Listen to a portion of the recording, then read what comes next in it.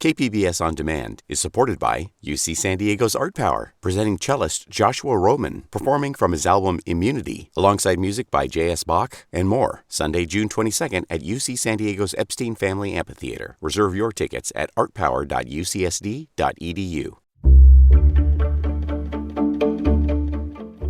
Good morning, I'm Debbie Cruz. It's Thursday, June 16th. The Navy bribery scandal case nears its end. More on that next, but first, let's do the headlines.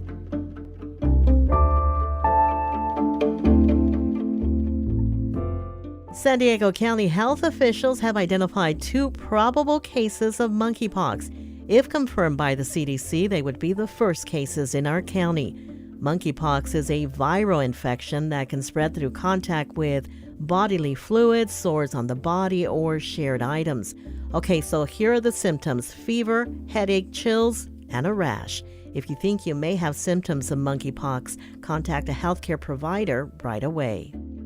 The neurological impact of long-haul COVID is significant, even 6 months after an infection. That's according to research published yesterday by UC San Diego's scientists. The study found that the majority of patients continued to have various short and long-term symptoms half a year later. Additionally, a subset of people also showed significant coordination and cognitive issues, which had not been previously described. The UCSD team plans to continue monitoring participants' symptoms annually for up to 10 years. San Diego area Congressman Mike Levin is speaking out about San Diego Gas and Electric's plan to raise rates in 2024. He says average bills will top $230 a month if California regulators approve the company's 2024 budget. The Democrat is calling out the company for asking for higher electricity rates when some of their customers can't pay their bills on time now. Levin says SDG&E should prioritize customers over executive compensation. From KPBS, you're listening to San Diego News Now. Stay with me for more of the local news you need.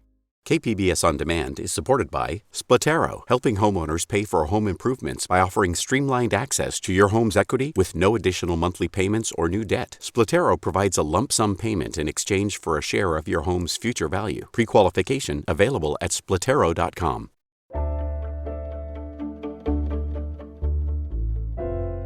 The Fat Leonard Navy bribery scandal is about to wrap up in San Diego. KPBS military reporter Steve Walsh says the Navy has been slow to change despite the publicity. It was a corruption scandal of epic proportions. Malaysian defense contractor Leonard Francis used U.S. Navy officers to steer ships to his ports in the Western Pacific, greasing the wheels with gifts, sex workers, and lavish parties with scantily clad women. Vice Admiral Craig Fuller attended at least one party as a ship's captain. Senator Elizabeth Warren pressed him about it during a confirmation hearing in 2018. What do you say to women officers when they see that this is the kind of event you have attended? Senator, I have always had the utmost respect for all servicemen and women. The Navy cleared Fuller and other officers of wrongdoing. Francis pleaded guilty in 2015 to defrauding the Navy of at least $35 million. Dan Grazer is with the Project on Government Oversight. He says hundreds of officers watched Francis, widely known as Fat Leonard for his size, lay out the red carpet.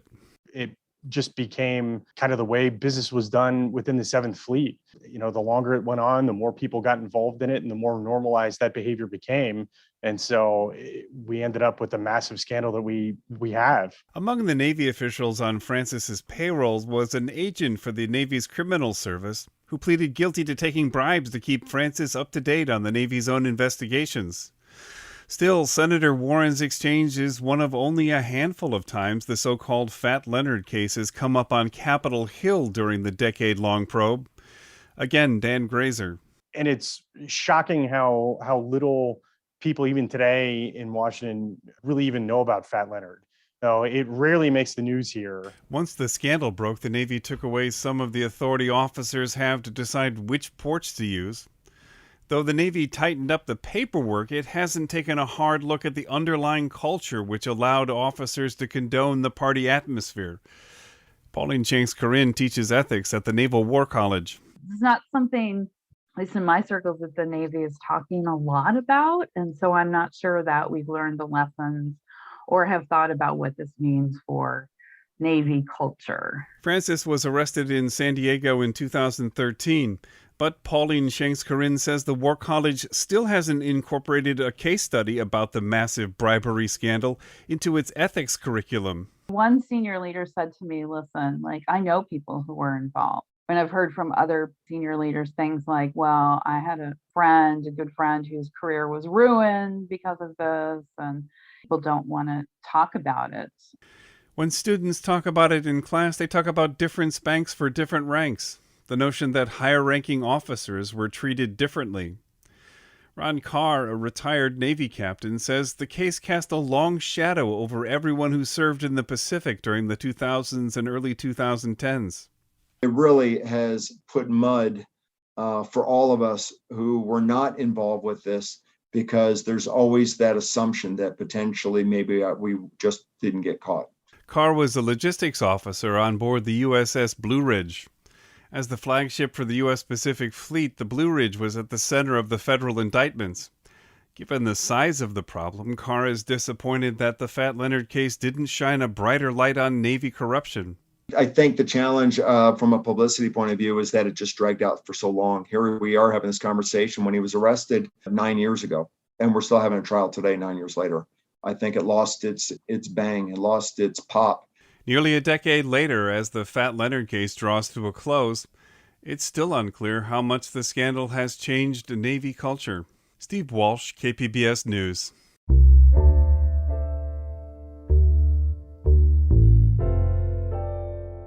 A memorial is growing in Mission Beach, where an 18-year-old swimmer disappeared on Tuesday. KPBS reporter John Carroll says lifeguards and members of the Coast Guard were on the scene within seconds, trying to save the young man. It happened Tuesday afternoon in the waters just off of Lifeguard Station 16. 3 young men went into the water, and soon they were in trouble, caught up in a strong riptide. A lifeguard saw what happened and immediately alerted a lifeguard rescue boat and a nearby Coast Guard vessel. They were on the scene quickly, but couldn't find the still unidentified 18-year-old man. Now, San Diego Lifeguard Chief James Gartland says everything possible is being done to recover his body. Right now, we are diving, and we are essentially dragging and mapping the bottom for sonar for positive targets. We have the U.S. Coast Guard, some other federal agencies helping us out. Gartland says no one should go all the way into ocean water unless they're a strong ocean swimmer. John Carroll, KPBS News. Interest rates are going up again. Yesterday, the Federal Reserve raised its key rate by 0.75% in an effort to fight inflation. It's the biggest such increase since 1994. KPBS reporter Jacob Ayer looks at what the rising cost of living means for San Diegans. With the housing and rental market near all-time highs, and the cost of gas prices, food, and utilities also sky high, many San Diegans are starting to cut back. Carolyn Freund is UC San Diego's Dean of Global Policy and Strategy. She says the Federal Reserve has to be careful not to create drastic changes with its rate hikes. What we don't want to see, but could very well happen, is if interest rates go up too fast, it pushes us into recession. If interest rates don't go up fast enough, the inflation continues. Freund says there hasn't been inflation rates like this since the 1970s and 80s. While there are some parallels to that time period, she says the big difference is this time, inflation was driven by the pandemic and government stimulus payments that put more money into the market. Jacob Ayer, KPBS News.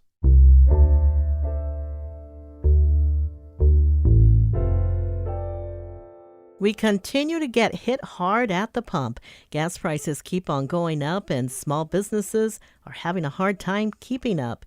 KPBS North County reporter Tanya Thorne takes a closer look. Leonardo Hernandez owns Los Reyes Landscape and Maintenance in Oceanside. He says the high gas prices are forcing him to raise his rates for maintenance service. Nosotros queremos aumentar el precio y los clientes como que andan pensándola muy bien si sí o no, y por la gasolina. Todo está caro y tenemos que subir los precios también nosotros. But he's losing business because clients don't want to pay more. And if the job is too far, he has to add an extra fee or turn the job down because there's no profit after having to fill up his tank. Aside from his work trucks, his machinery also runs on gas. He says that as much as he'd like to switch his gas-run equipment to electric, they're too expensive. He wants to know what the governor is doing about lowering gas prices because he feels the economy isn't getting any better. Tanya Thorne, KPBS News. Coming up, ideas on how to replace your lawn to cut back on water usage.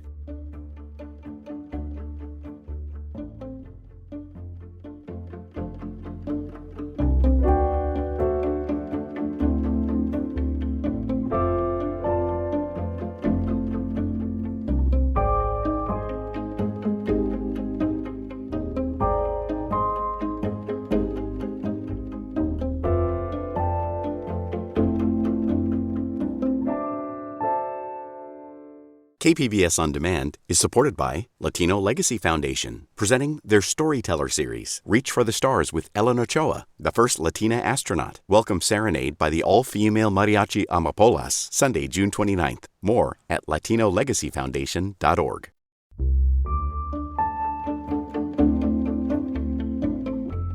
While we knew it was coming, tougher water restrictions are now in place across San Diego County, which is leading a lot of people to pull out their lawns. KPBS reporter John Carroll says there are colorful options for replacing your lawn and financial incentives to help. Amidst the third year of a severe drought, Californians have not cut back on their water use. So now, tougher water restrictions are in place across the state, including in San Diego County, and that has motivated people to start pulling out their lawns. But Scott Lawn, who owns Greenway Irrigation Lawn and Landscape in Escondido, and yes, Lawn is his real name, says if you really want to keep that lawn, you can use a lot less water these days to keep it green. We can reduce irrigation use on almost any property by 50 to 70% with proper irrigation tools. If you do decide to replace your lawn, there are all sorts of colorful plants to put in its place. Some great examples are found at the Water Conservation Garden at Cuyamaca College and in front of the headquarters of the Helix Water District on University Avenue in La Mesa. Plus, Efren Lopez with the San Diego County Water Authority says there are financial incentives as well. In fact, we have some of the highest rebates in California to take out your turf grass, to replace an irrigation controller, to replace your washing machine. We have some of the best rebates in the state. John Carroll, KPBS News.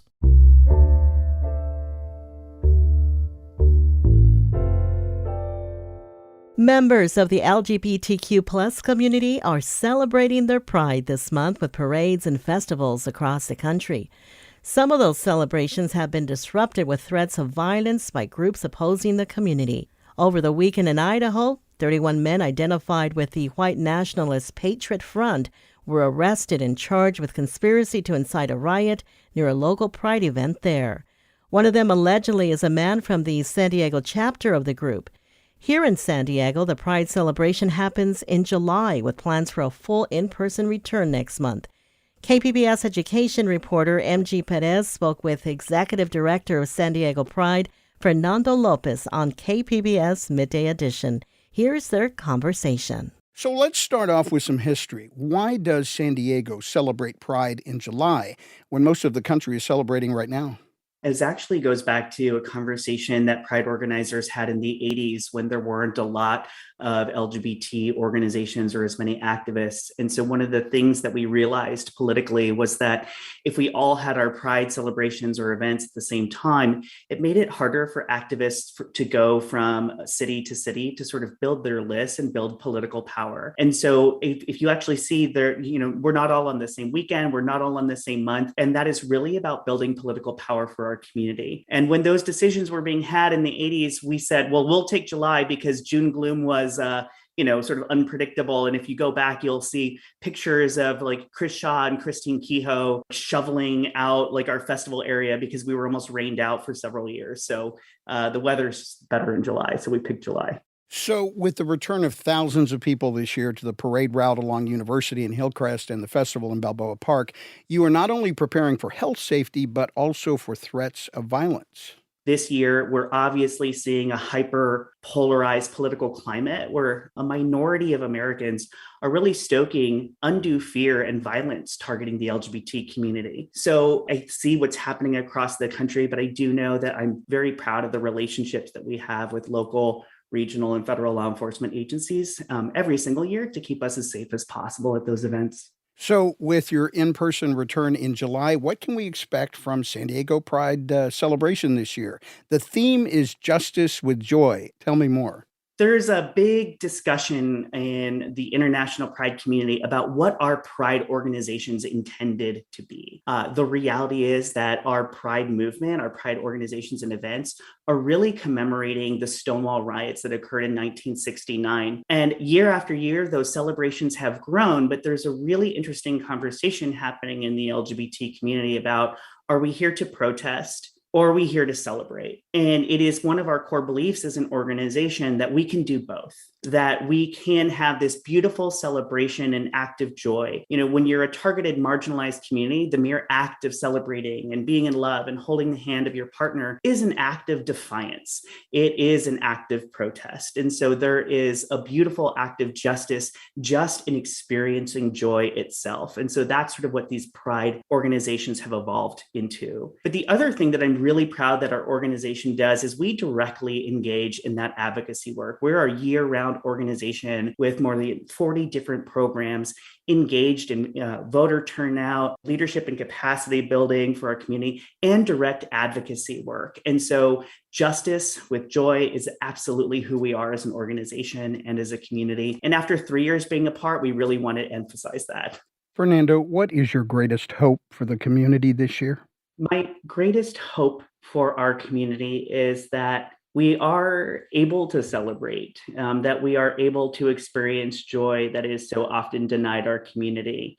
And I really hope that our elected officials, these corporations, wake up and stop investing in this anti-LGBTQ legislation. It's leading to violence towards our community, and it's time that these corporations stop investing in anti-LGBTQ legislators. It's time that we pass the Equality Act so our community is finally equal under the law, and that we're simply able to live our lives free from fear, and that we are able to experience love and joy. We've been talking with Fernando Lopez, Executive Director of San Diego Pride. Fernando, thank you and happy Pride. Thank you so much. Happy Pride. That's it for the podcast today. As always, you can find more San Diego news online at kpbs.org. I'm Debbie Cruz. Thanks for listening and have a great day.